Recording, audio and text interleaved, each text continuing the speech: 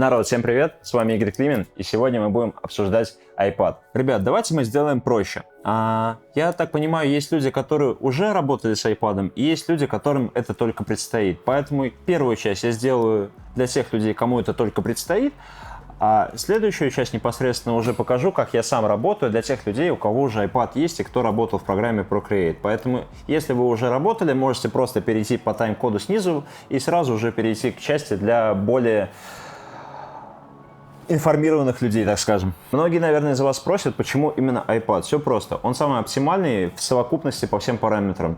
Кто-то захочет пользоваться одним, кто-то другим, кто-то третьим. Ребят, просто неважно. Типа, есть рабочая схема, она достаточно бюджетная относительно тех параметров, которые вы получаете. Поэтому, если не хотите мучиться, просто берете iPad сразу с Pencil и с программы Procreate.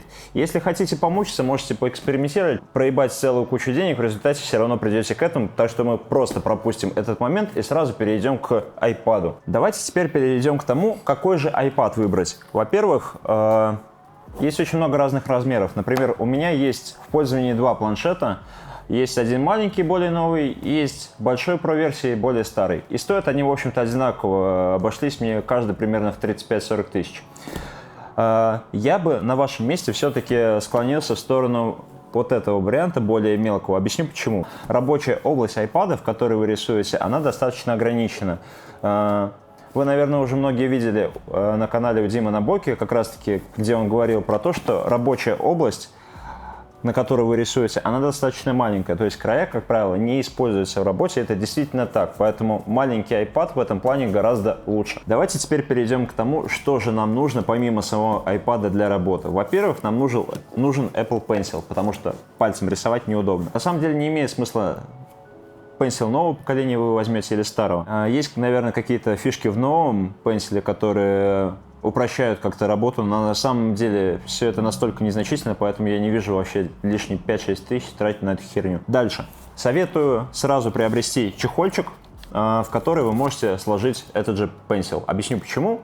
Я уже пару раз, когда еще у меня этого чехла не было, закинул просто Pencil в сумку. Во-первых, очень тяжело его потом искать, он может легко потеряться, выпасть, он очень маленький. Плюс ко всему, вот этот наконечник, у него очень легко отламывается. Стоит он ёбнешься, то есть там 2 или 4 наконечника стоят в районе 1500 за вот эту вот маленькую пластиковую хрень. Поэтому я бы на всякий случай поберег и просто купил бы чехольчик на Алиэкспрессе, он там стоит в районе 1000 рублей максимум. Помимо этого, нам нужно приложение, в котором мы будем рисовать. Оно называется Procreate. Здесь сейчас вылезет иконка того, как оно выглядит.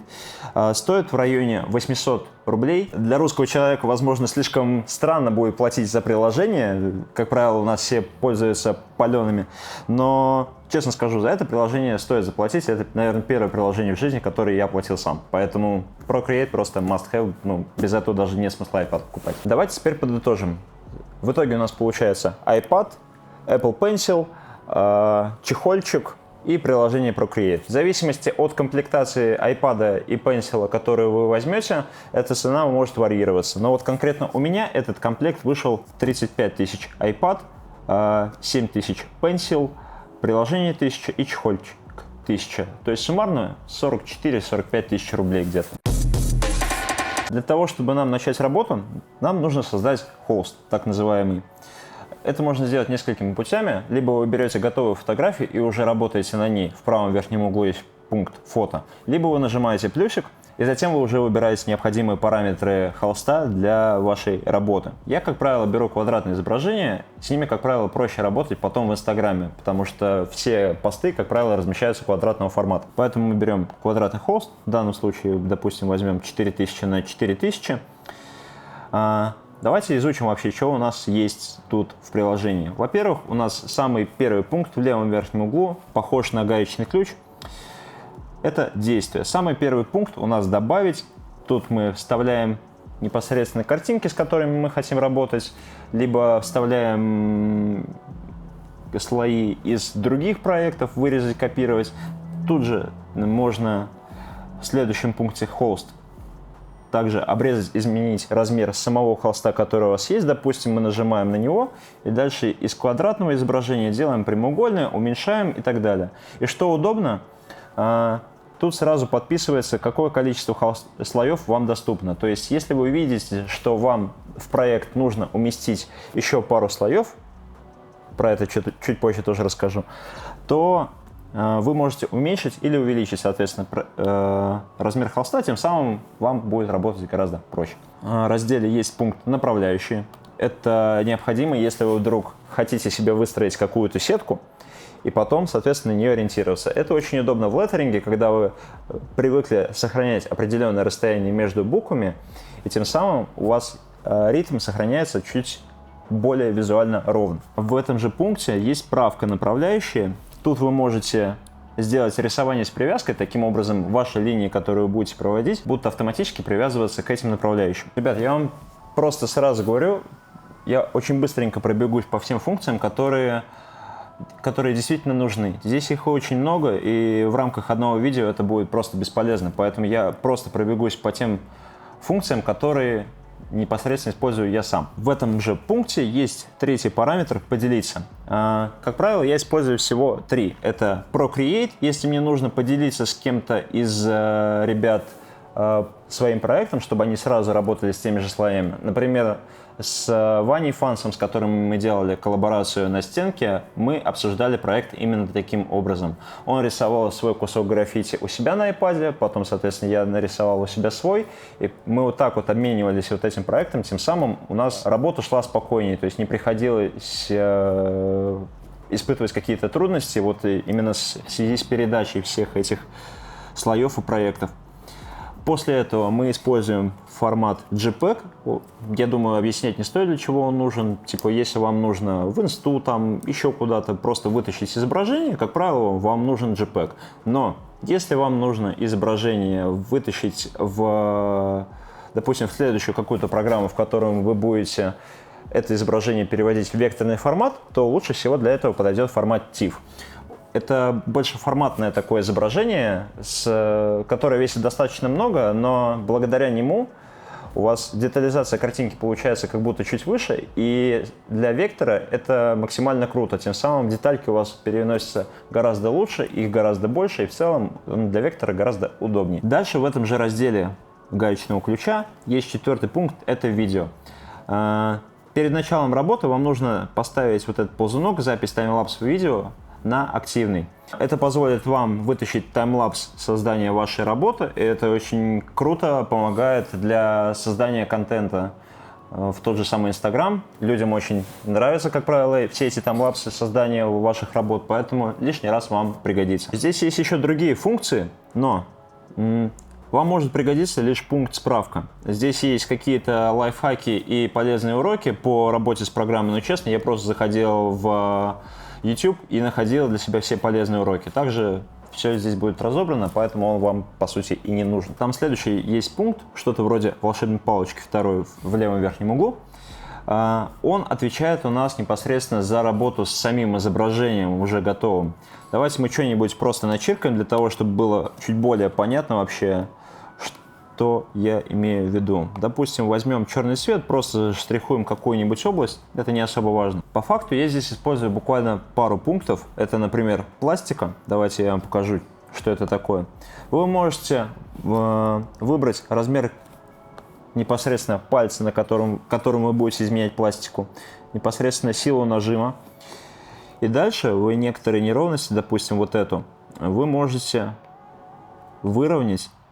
Например, это очень полезно. У меня бывало такое, когда ребята приходят с дряблой кожей, либо с пузиком, либо еще с чем-то. И, например, взяв большой размер кисти, вы можете просто взять и вот эту вот выпуклость непосредственно их живота чуть-чуть убрать. И в результате получится стройная, красивая фигура, которая не будет лишнего отвлекать внимание от татуировки. Поэтому этот пункт по-любому must have. Дальше. Давайте перекрасим наше изображение для того, чтобы был более понятен следующий пункт. Поэтому в самом нижнем разделе мы выбираем пункт «Перекраска». Смотрите, когда мы открываем пункт «Перекраска», у нас появляется курсор, который мы можем передвигать и тем самым перекрашивать ту область, которая как-то отличается по цвету. Например, мы выбираем чисто черную область, Видите, она сразу перекрасилась в голубой. Для того, чтобы поменять цвет, в правом верхнем углу есть цветной кружок, который вы можете двигать, как-то менять по своему усмотрению, и он автоматически сразу показывает вам, какой цвет в результате появляется. Это очень удобно. Допустим, поставим этот бирюзовый, разницы это особо не имеет. Это нужно нам всего лишь для того, чтобы показать следующий пункт. Это именно тон, насыщенность и яркость. Объясню, для чего он нужен. Допустим, вы загружаете фотографию вашей татуировки. Она может быть не такая насыщенная, может быть слишком теплая, либо слишком темная, либо еще что-то. Поэтому самые простые параметры, тон, насыщенность, яркость, есть в любом редакторе. И вы можете буквально чутка, изменив какие-то параметры, уже подогнать изображение под более желаемое. В этом разделе буквально две функции. Это, три. Пластика, тон, насыщенность, яркость и перекраска. Давайте передвинемся к следующему. Третий раздел сверху в левом верхнем углу – это выделение. У нас есть несколько вариантов выделить ту область, с которой мы хотим работать. Что это такое? Вы выбираете область, вы можете выбрать ее автоматически. Это самый первый пункт, то есть вы просто тапаете по экрану, и у вас выделяется та область, которую непосредственно вы можете редактировать. В последующем вы можете также выбрать произвольно, то есть попутно дорисовав какую-то область уже пенсилом, вы можете ее включить в область выделения. Для чего нужна область выделения? Вы можете ее вырезать, допустим, переходим в первый пункт, в ключик, берем и нажимаем «Вырезать» или «Копировать». На самом деле лучше копировать, потому что всегда проще удалить предыдущий слой, нежели чем заново его как-то восстанавливать. Поэтому мы нажимаем просто «Копировать». Теперь нужно нажать «Вставить» в том же первом пункте. Если мы уберем выделение с первого слоя, соответственно, вы видите то, что вот у нас вырезалась та область, которая нам нужна. Дальше. И теперь давайте перейдем к последнему, четвертому пункту в левом верхнем углу. Это курсор мышки. Ну, по крайней мере, похож на него. Это непосредственно трансформация того слоя, который вы выбрали. Вы можете изменять его искажение, как-то по перспективе просто смещать, увеличивать, уменьшать, там, причем как пропорционально, так и непропорционально. Там есть очень много разных вариантов. Это уже по необходимости. Перейдем к правому верхнему углу. Что же здесь у нас есть? У нас есть здесь раздел кисти. Здесь есть целая куча предустановленных. Также вы можете сюда загружать свои кисти. Об этом чуть позже расскажу. Также здесь у нас есть такой палец, за что он отвечает. Он отвечает за так называемую растушевку. То есть вы можете просто взять и немножко смазать непосредственно тот цвет, к которому вы подносите ваш пенсил. Это на самом деле очень сильно помогает растушевать, допустим, какие-то мелкие прыщики на коже при обработке фотографии с татуировкой, либо просто растушевать, сделать более плавный градиент, прям must have, поэтому он выделен отдельным пунктом, он вам пригодится, поэтому его запомните. Также рядом у нас стерка, опять-таки, вы можете выбрать непосредственно кисть, которую вы будете стирать. Давайте, допустим, примерно покажу. Вы можете выбрать такую, допустим, можете выбрать вот такую, тем самым у вас, видите, давайте вот так вот. Вот создается такая текстура. И по факту все кисти, которыми вы и рисуете, и стираете, вы можете выбирать. И предпоследний пункт, это у нас слои, это прям обязательный пункт, советую. Конкретно насчет каллиграфии, каждую отдельную букву делать на отдельном слое. Вот просто спасет вас не раз. Как минимум упростит создание алфавита на будущее, ну и как минимум упростит редактирование целой надписи. Потому что когда вы, допустим, сделали уже надпись целиком, будет очень сложно вырезать буквы по отдельности и компоновать их как-то по-другому, чтобы они выглядели более гармонично. Поэтому каждую букву создаем на отдельном слое. И последний пункт – это у нас палитра в правом верхнем углу, в самом углу. Здесь вы можете выбирать цвета, но здесь есть еще одна прикольная фишка этой палитры. Допустим, вы очень долго рисовали какую-то область. Допустим, возьмем какую-нибудь кисть и нарисуем какую-нибудь область. И вот, по сути, для того, чтобы нам ее закрасить, мы должны взять кисть и вот медленно-медленно заштриховывать. В iPad это все гораздо проще. Вы берете вот непосредственно, задерживаете в этом правом верхнем углу вот эту палитру и просто переносите вот этот пигмент в область, которую вам нужно покрасить. Все, буквально по щелчку пальца она покрасилась целиком. На самом деле очень удобно, вы можете просто пальцем взять и целиком закрасить область фона. Давайте еще разберу буквально пару моментов, и мы уже перейдем к практике. Эти вещи вам очень сильно упростят жизнь. Например, мы заходим в пункт «Слои». Если мы смахнем сам слой влево, то у нас появится пункт «Блокировать», «Дублировать», «Удалить». Блокировать – это значит заблокировать изображение, то есть вы никаким образом не сможете его подкрасить, передвинуть и что-либо с ним сделать, как-то ему навредить.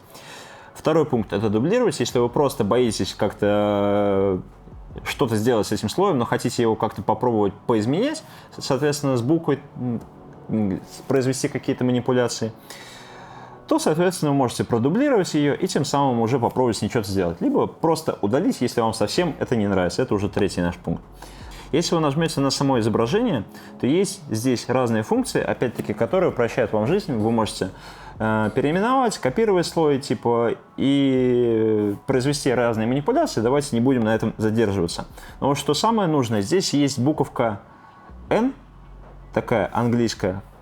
Нажимая на нее, вы можете изменить режим наложения ваших слоев. То есть вы можете изменить прозрачность, вы можете изменить какое-то наложение. Допустим, если мы сделаем какой-то темный фон и захотим как-то наложить не так ярко, вы можете сделать замену темным, и вы видите то, что режим наложения у нас изменился. На самом деле вы можете просто попрактиковаться с этими режимами наложения. Как правило, это очень удобно в плане наложения эскизов на какое-то тело человека, на фотографию тела человека. То есть вы берете ваш эскиз какой-то контурный, который вы тут нарисовали, просто накладываете на какую-то фотографию тела человека, размещаете его по-всячески. И, соответственно, чуть-чуть уменьшаете прозрачность и изменяете режим наложения. Таким образом, у вас выглядит как настоящая татуировка, и это помогает человеку, который к вам приходит, представить все происходящее, все предстоящее происходящее чуть более наглядно. Также вы можете обратить внимание, что у нас здесь внизу есть цвет фона. Вы можете просто щелкнуть на него, неважно куда, и, соответственно, выбрать любой цвет, который вам подойдет. Так, давайте мы вернем все как было.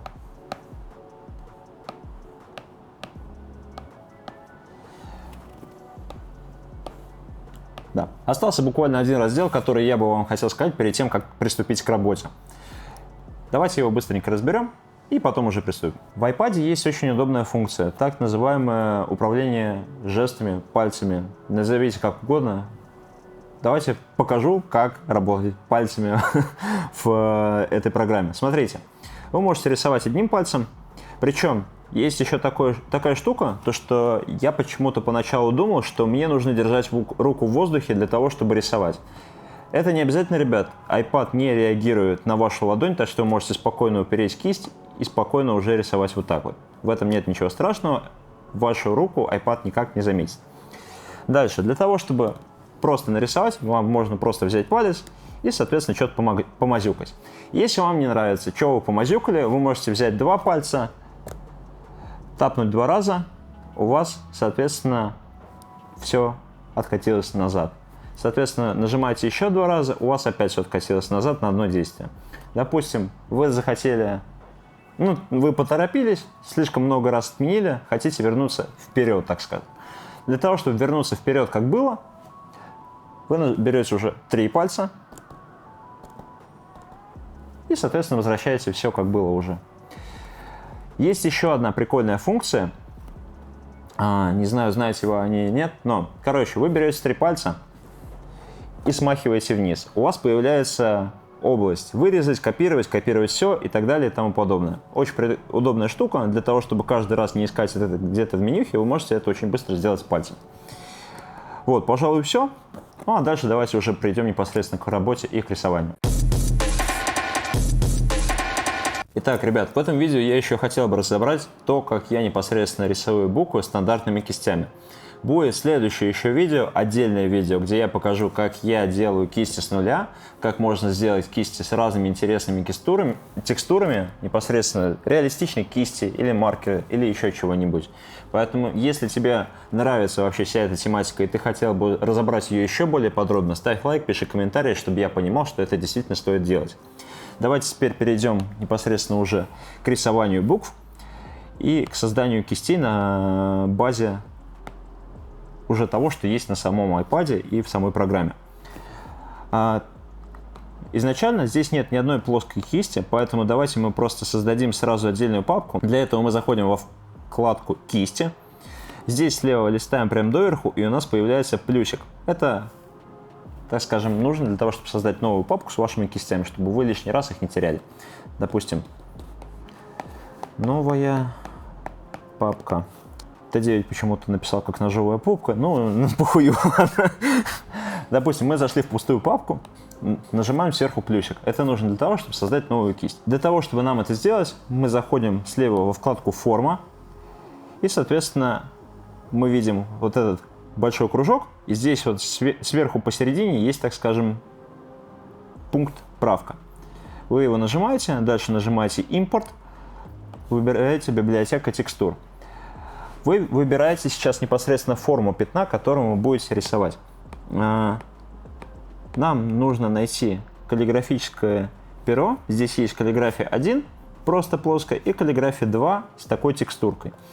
Сразу посоветую выбрать каллиграфию 2. Во-первых, более реалистичная текстура кисти. Во-вторых, у каллиграфии 1 более толстая узкая часть, так скажем. Вот та узкая часть у пера, которая считается узкой, она более толстая, чем у каллиграфии 2, поэтому я бы посоветовал выбрать ее. Дальше мы выбираем зерно. Зерно — это непосредственно то, чем будет наполнена сама форма. То есть у нас есть контур вот этого пятна, который вы ставите пенсилом, и, соответственно, зерно, которым вы заполняете эту форму. Нам заполнять ее ничем не надо, поэтому мы оставляем просто ее бланковой, той, которой она есть. Так, у меня почему-то это слетело. Сейчас, секунду, быстренько это все доделаю. Так, вот, каллиграфия 2. Обязательно нажмите вот этот пункт в правом верхнем углу «Готово», для того, чтобы у вас все это сохранилось. Мы видим, что у нас перо какое-то стало слишком пунктирное. Для того, чтобы нам изменить непосредственно количество вот этих пятен, которые есть в линии, нам нужно зайти в движение штриха и уменьшить интервалы в 0. Соответственно, видите, у нас линия стала прям более плавная, цельная, и нам уже это подходит. Мы нажимаем «Готово», и уже непосредственно подходим к рисованию. Допустим, увеличим кисть на максимум. Сразу говорю, ребят, перо, пенсил, не реагирует на поворот вот так вот рукой. То есть оно, как вот у нее есть угол определенный, так она и движется. То есть не вот так она двигаться не может. Вот так вот просто повернуться. То есть вы, когда ее поворачиваете, она просто вот так вот смещается, не вот так. Для того, чтобы вам повернуть прям вот так, соответственно, линию, изменить ее направление, вам нужно повернуть сам холст, а не ручку. На всякий случай имейте это в виду. Это поначалу неудобно, но со временем вы привыкаете. Давайте покажу, что я имею в виду. Давайте выберем черную краску для того, чтобы нам было удобнее. Мы ставим перо и рисуем линию. Дальше, для того, чтобы нам изменить ее направление, чтобы она у нас была не вот такой, а, соответственно, вертикальная часть была тоже такой же широкой, мы поворачиваем слой и, соответственно, проводим линию уже вот так. Потом еще чуть поворачиваем, делаем вот так. Смотрите, есть еще одна прикольная функция у iPad. Он может автоматически выравнивать ваши линии. Не всегда, конечно, но если вы просто рисуете какие-то прямые линии, либо какие-то определенные простые формы, он может вам помочь. Вы берете, проводите непосредственно линию и не отпускаете эту линию в конце. Она у вас сразу выравнивается, и вы можете, передвигая непосредственно вот этот кончик, менять ее направление, тем самым подгоняя под необходимое вам. Помимо того, что iPad может просто выровнять вашу линию, он может нарисовать еще достаточно простые какие-то формы. Например, если вы хотите сделать круг, он при задержке также выравнивает это все. Но у нас, видите, получился овал. Для того, чтобы у нас получился круг, нам нужно задержать еще второй палец ну или просто палец и пенсил, и, соответственно, у нас это выравнивается в форму круга.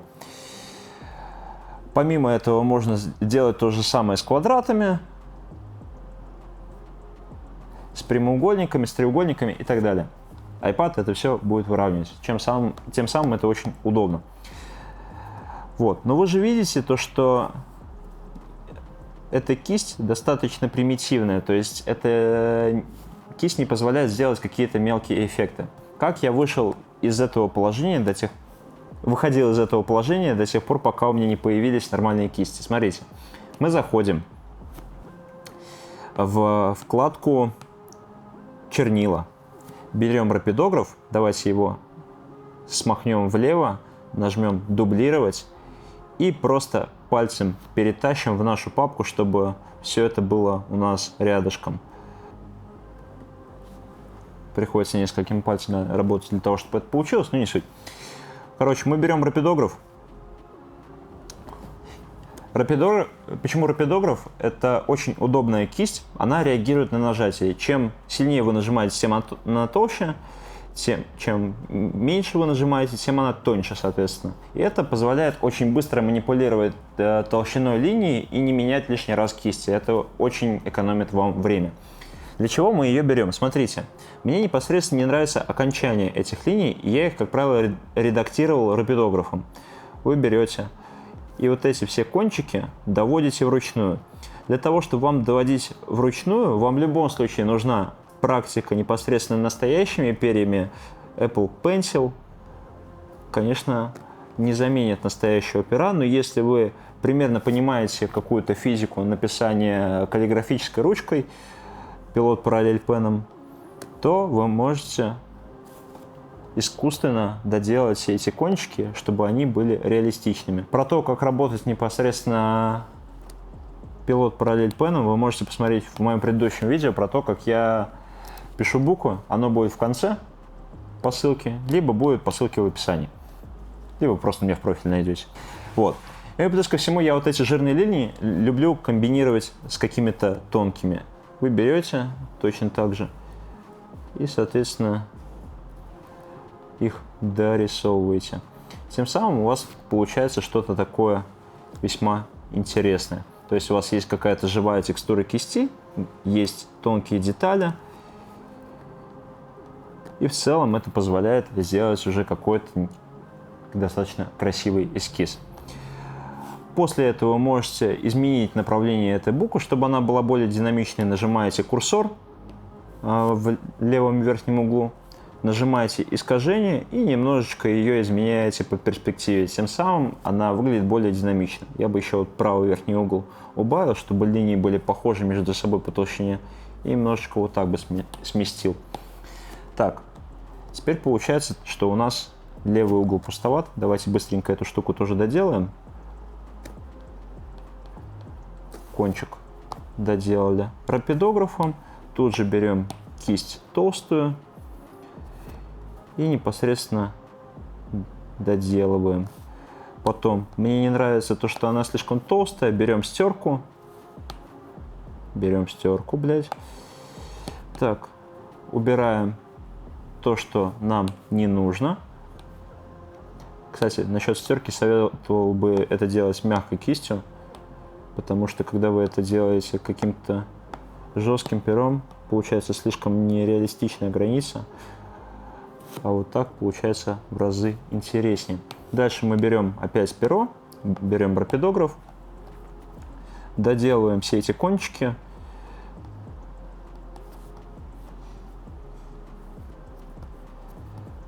Опять-таки, ребят, скажу, на всякий случай, мало ли, может, кто не понял, iPad не будет рисовать за вас. То есть, если вы умеете рисовать это на бумаге, вы нарисуете на iPad. Просто он в разы упрощает скорость рисования. То есть, вам не приходится переделывать эскиз с нуля, рисовать его заново, если у вас какая-то деталь не получилась, а позволяет просто двумя нажатиями по экрану iPad, двумя пальцами все это дело решить. Так, в итоге вот у нас получилась линия. Давайте еще хвостик вот этот доделаем, для того, чтобы это все было симпатично. Опять возьму стерку, чуть-чуть все это дело добьем. Все. У нас получилось что-то похожее на какие-то каллиграфические линии. Допустим, вот так вот. Дальше. Мы сделали эту букву. Мы берем следующий слой и, соответственно, начинаем рисовать следующую букву. Точно так же. Если вам не нравится какой-то элемент этой буквы, мы берем волшебную палочку в левом верхнем углу. Соответственно, не волшебную палочку, вот третий пункт, вот эту полосочку. Выбираем произвольно. Мне, вот, например, не нравится то, что у меня вот этот элемент последний, который я дорисовал, он слишком отстраненно стоит. И плюс ко всему он слишком длинный. Мы его обводим, нажимаем сразу курсор мышки и немного его трансформируем. Так, видите, у меня немножко изменился наклон этой кисти, поэтому мы выбираем искажение и чуть-чуть доводим всю эту штуку до ума. Можно даже ее по направлению так чуть изменить, чтобы было динамичнее. Да, все. И еще есть такой лайфхак. Если вы будете вот как раз-таки третий вот этот пункт, вот эту вот полоску, которую вы выделяли, сейчас, прям долго-долго держать, у вас повторится та область выделения, которую вы использовали для этого, до этого. И тем самым вам не придется это все обводить заново, если у вас вдруг это случайно все слетело. В результате у вас получается такая буква, вы можете ее выгрузить непосредственно просто как изображение. Вы можете это оставить как проект, вы можете это уже перевести в вектор на компьютере, сохранив это в изображении формата TIFF. Либо вы можете, допустим, это перекрасить во втором пункте. Вы можете на самом деле уже делать с этим изображением, с этой буквой абсолютно что угодно, что вам нравится. Я бы советовал, на самом деле, такие буквы рисовать почаще, если у вас даже просто возникло вдруг какое-то вдохновение, чтобы потом потихоньку собрать свой алфавит, и тем самым у вас собралась какая-то такая рабочая база, из которой вы очень быстро можете собрать любые эскизы и предоставить непосредственно их клиенту на утверждение. На этом наше первое видео про iPad подойдет к концу. Надеюсь, те люди, кто только начали путь в рисовании букв в Procreate, оценят это видео. Ребят, еще раз напомню, что у нас скоро будут следующие видео про iPad, как минимум про кисти и про разработку принта на футболке. Поэтому, если у вас появились какие-то вопросы, либо вы хотите, чтобы мы разобрали еще какие-то темы, смело пишите в комментариях. Самые интересные вопросы мы обязательно разберем в следующих видео. Как минимум, ответим на ваши вопросы в комментариях. Огромное спасибо, что смотрите наши ролики. А какого хуя наши? Мои, блядь. Ставьте лайки, подписывайтесь на канал, ставьте колокольчик, комментарии, все в этом духе. Мне было бы очень приятно. Огромное всем удачи. Всех букв.